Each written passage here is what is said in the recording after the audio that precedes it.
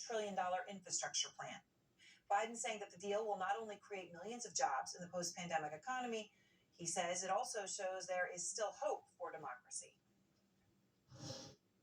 Neither side got everything they wanted in this deal. That's what it means to compromise.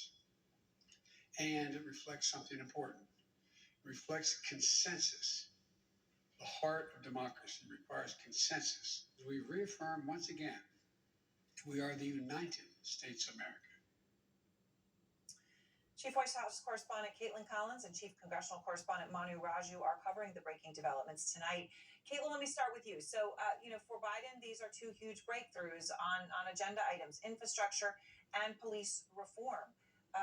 Biden also delivering on one of his major campaign promises here. Yeah, bipartisanship. So I think the White House is still waiting to see what's happening with this framework on the police reform deal, but clearly they're feeling very good about the infrastructure agreement today because you saw President Biden come out, officially endorse it.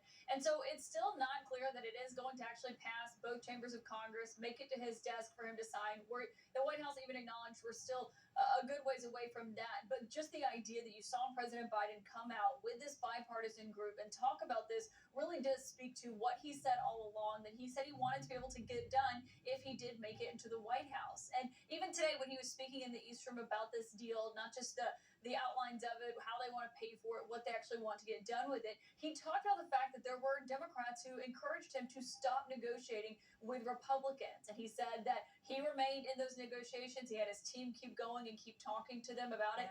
And clearly he believes that's a follow through of what he said he believed could happen. And so now the question really is, how do they get everyone else on board? What does this look like when they take it to the broader group on Capitol Hill?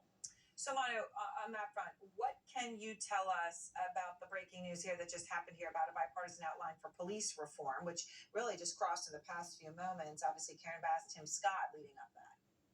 Yeah, it's different, an uptick in their language, rosier language. I've been talking to all those negotiators repeatedly over the last several weeks. They've been saying various things, either they're getting close or they're getting sent back in the talks. It's been going on and on for months. This is the first time they've said they've reached an agreement on a framework. Now, that also means, though, Aaron, there are lots of details that they have to sort out. They do not have a deal yet among this group of negotiators, and they certainly don't have a bill that they have written, and they don't have anything that has been accepted by House Republicans, by Senate Republicans, by Senate Democrats, and by House Democrats. So there is a long way to go. There are some key sticking points that they're still trying to resolve, namely how to bring civil lawsuits against police officers who are protected now by the qualified immunity standard. There have been some discussions about compromise language on that. They have not resolved that issue. Other issues as well remain on the table, but that qualified immunity issue remains the big sticking point. So can they get there, Aaron? A big question, but a difference in tone among the negotiators today. Which is, obviously something all Americans want to celebrate. But Manu, I want to understand here, we talk about a bipartisan deal, for example, on infrastructure. The House Speaker Nancy Pelosi then comes out with a warning about the bipartisan infrastructure deal. Here she is.